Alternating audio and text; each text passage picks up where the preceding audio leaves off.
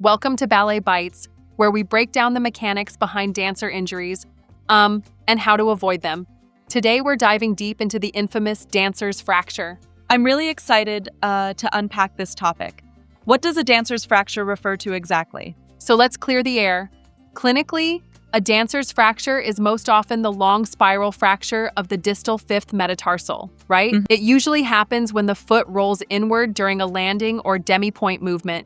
StatPearls even hones in on that spiral pattern and the inversion landing mechanism.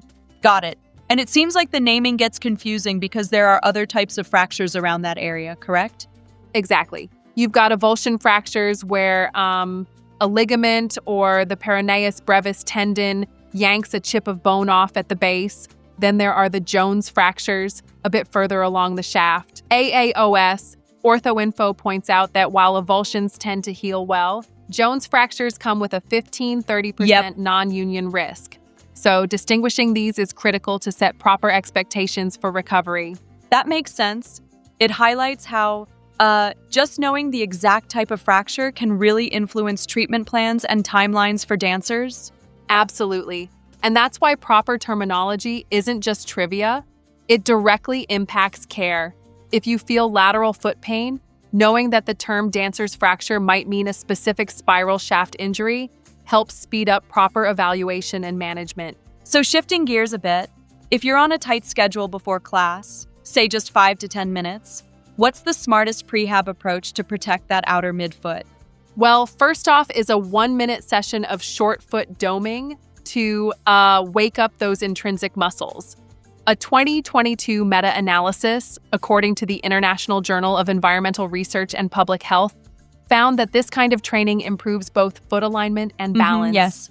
Then you slide into theraband eversion with 20-30 smooth reps per side, which targets the peroneals, your body's natural anti-sickling muscles. And then it seems you add a bit of controlled calf work and some hip activation, right? Yup. After the eversion, you do slow calf raises with strict toe ball heel control, finishing up with quick glute med and hip external rotator activations, like clamshells or banded side steps. This routine is backed by evidence from studies in the International Journal of Sports Physical Therapy in 2021, showing it improves balance and ankle knee stability.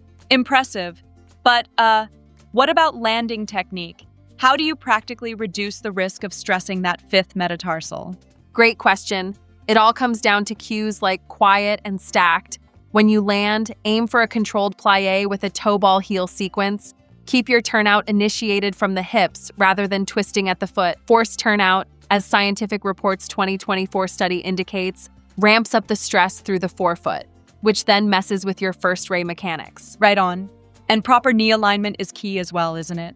Exactly. Your knees should track over your toes, not collapsing inward or sickling outward. Ballet athletes, as Journal of Biomechanics research and earlier biomechanics literature suggest, tend to have less frontal plane wobble. It's all about that clean line on landing. I get that. But don't you think sometimes coaches overemphasize turnout to the detriment of overall foot mechanics? That's a fair challenge. It's like trying to force a contortion. Eventually, it leads to misalignment and can overload the lateral foot. The idea is to earn turnout primarily at the hips, ensuring your feet remain protected. Right. It's a delicate balance. Now, let's talk about load management. How can dancers ramp up point and allegro safely without risking a stress fracture? That's where careful monitoring comes in. Keep a close eye on jump sets and directional changes. Recent systematic reviews from 2023 in the Journal of Dance Medicine and Science tie higher training volume to elevated injury risks. So, tracking session RPE and minutes per session is key. And don't forget the classic advice of spacing out high-impact sessions by at least 48 hours. Absolutely. It sounds like it's not about longer classes, but smarter, more calculated increases in load. Precisely. The old, never more than 10% per week rule isn't a universal law, but abrupt, unchecked spikes are still the main enemy. Plan light, medium, and heavy days within your week and rotate your shoes too, to avoid concentrating stress in one area. That ties in really well with the next point, doesn't it? Cross-training. Does it actually protect dancers, especially in terms of maintaining line and preventing bulk? Yeah, the evidence leans strongly on protection here.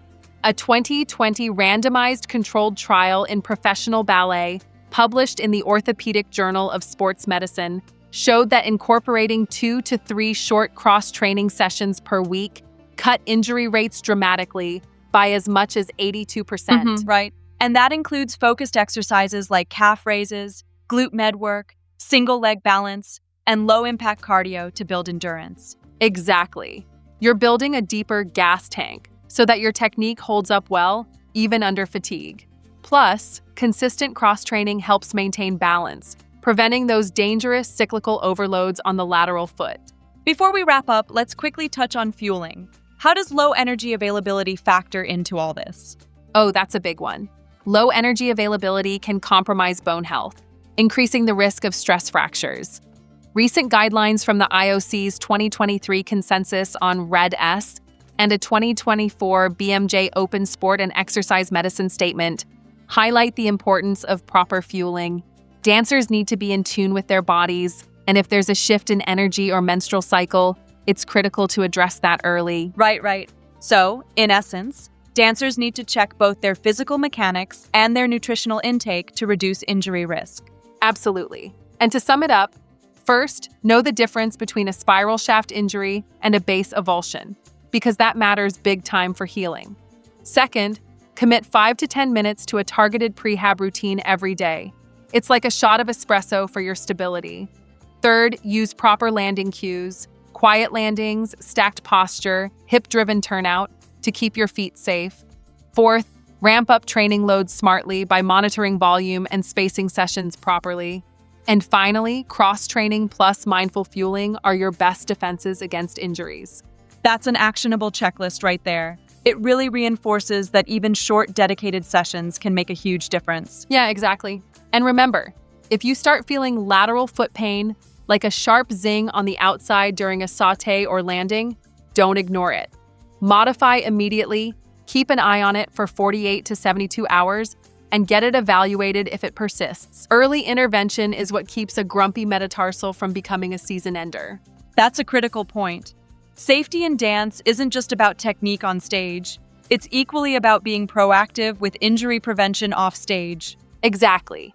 With clear prehab routines, smart load management, proper technique cues, cross-training, and fueling, dancers have a robust playbook to keep injuries at bay. It's like setting up guardrails. You might not need a longer journey, just a smarter one. I love that analogy. Guardrails around the class you already do can help ensure your performance remains injury-free. Yep, and it all comes down to being consistent and mindful in every aspect of your training.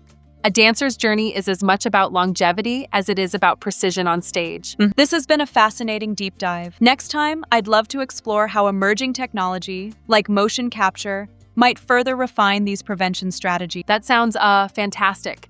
There's always something new to learn in this ever-evolving dance of science and art.